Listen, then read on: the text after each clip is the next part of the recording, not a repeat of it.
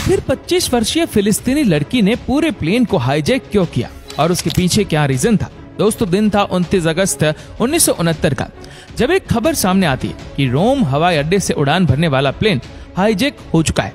लेकिन उससे भी बड़ी खबर ये थी कि इस प्लेन को हाईजैक किसने किया। ये खबर पूरी दुनिया में आग की तरह फैल चुकी थी और इजराइल ने इसकी जांच भी शुरू कर दी थी कि तभी कुछ महीनों बाद एक और खबर आई। इजराइल के एक और प्लेन को हाईजैक करने की कोशिश की गई है। इस बार भी किसी महिला ने ही इसे अंजाम दिया था, पर वो पहले वाली लड़की से कुछ अलग दिखती थी, पर फिर भी उसका तरीका वही था जो पिछली हाईजैकिंग में यूज किया हुआ था। आखिर कौन थी वो महिला जिन्होंने महज कुछ ही मिनटों में इजरायली विमान को हाईजैक कर लिया? आखिर में क्या वो लड़की जिंदा बची या मारी गई? ये जानने के लिए हमें जाना होगा इजराइल के जन्म से 4 साल पीछे।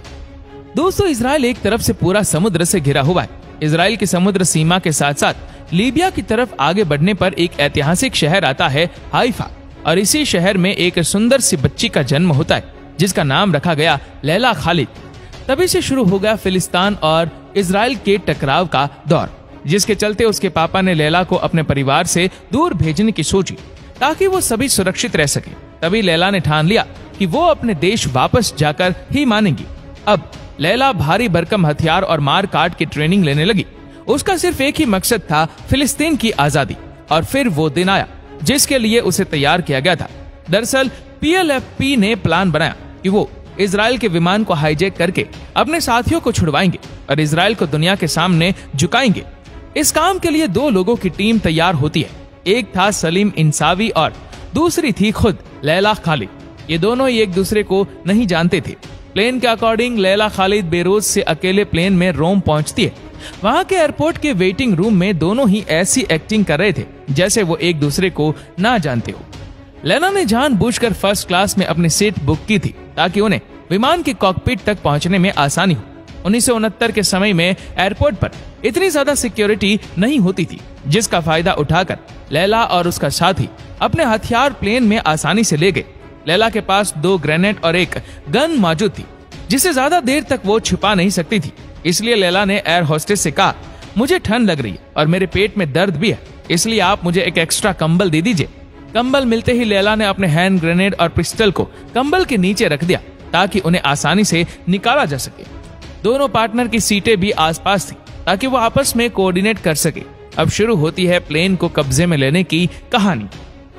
लैला की नजर अब कॉकपिट पर थी, क्योंकि एयर होस्टेस यात्रा के दौरान कई बार कॉकपिट में पायलट को कुछ खाने पीने के लिए देने जाती है, और जैसे ही दरवाजा खुलता है तो कॉकपिट में अंदर जाने की जिम्मेदारी लैला को ही दी गई थी।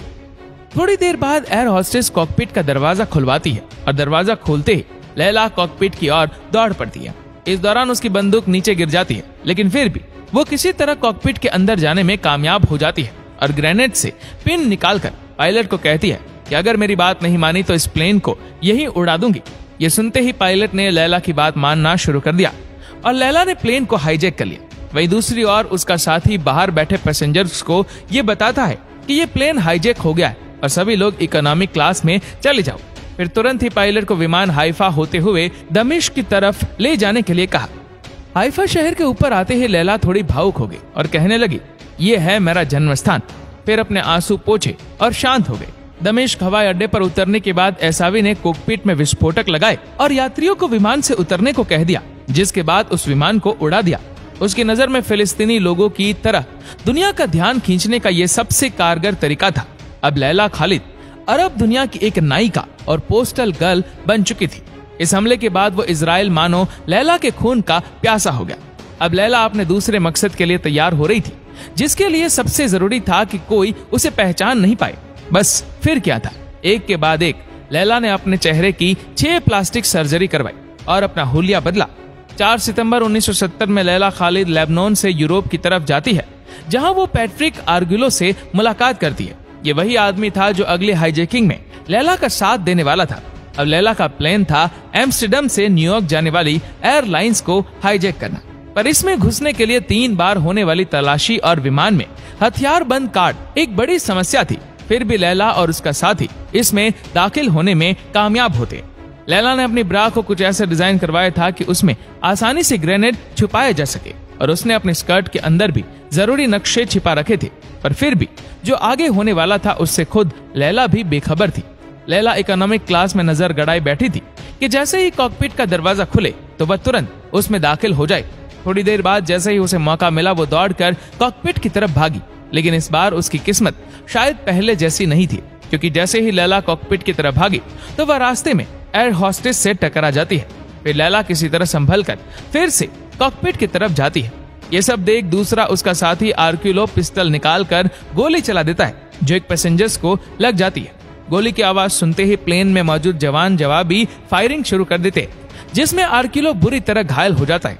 प्लेन में हो रही हलचल को समझकर पायलट कॉकपिट का दरवाजा अंदर से लॉक कर देता है, जिसके बाद लैला अपनी ब्रा से ग्रेनेड निकालती है और धमकी देने लगती है कि वो कॉकपिट का दरवाजा खोल दे, वरना मैं इस प्लेन को बम से उड़ा दूंगी। लैला की बात सुनते ही पायलट अपनी दूसरी चालाकी दिखाता है और प्लेन को अचानक नीचे ड्राइव करा देता है, जिससे लैला का बैलेंस बिगड़ा और वो नीचे गिर गई। यात्रियों पर इसका कोई असर नहीं हुआ, क्योंकि उनकी सीट बेल्ट बंधी हुई थी। लैला के नीचे गिरते ही प्लेन में मौजूद जवान ने उस पर काबू पा लिया और प्लेन में मौजूद लोगों की टाई से उसे बांध दिया। हालात को देखते हुए प्लेन को इमरजेंसी लैंडिंग कर लंदन में ही उतारा गया और लैला को वहां की जेल में बंद कर दिया गया। लेकिन लैला के लिए एक बात की राहत थी कि उसे इजराइल की पुलिस ने ना पकड़कर लंदन की पुलिस ने पकड़ा था।